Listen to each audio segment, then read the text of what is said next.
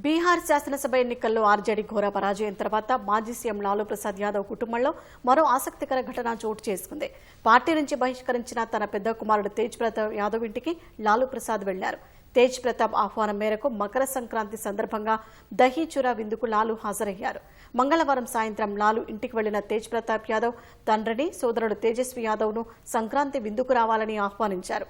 అయితే లాలూ ఒక్కరే పెద్ద కుమారుడి ఇంటికి వెళ్లారు.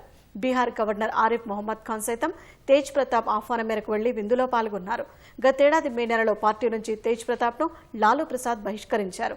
బాధ్యతారాహిత్యమైన ప్రవర్తనతో కుటుంబ విలువలను పాటించడం లేదని విమర్శించారు. తర్వాత జనశక్తి జనతాదళ్ జేజేడీ పేరుతో పార్టీని ఏర్పాటు చేసిన తేజ్ ప్రతాప్ బీహార్ అసెంబ్లీ ఎన్నికల్లో పోటీ చేసినప్పటికీ ఆయన పార్టీ అభ్యర్థులు డిపాజిట్లు కోల్పోయారు. తేజ్ ప్రతాప్ ఇంటికి వెళ్లిన లాలూ విలేకరుల ప్రశ్నలకు సమాధానం ఇవ్వలేదు. మళ్లీ కుటుంబ సభ్యుల ఏకీకరణకు ఇదో సంకేతంగా విశ్లేషకులు భావిస్తున్నారు.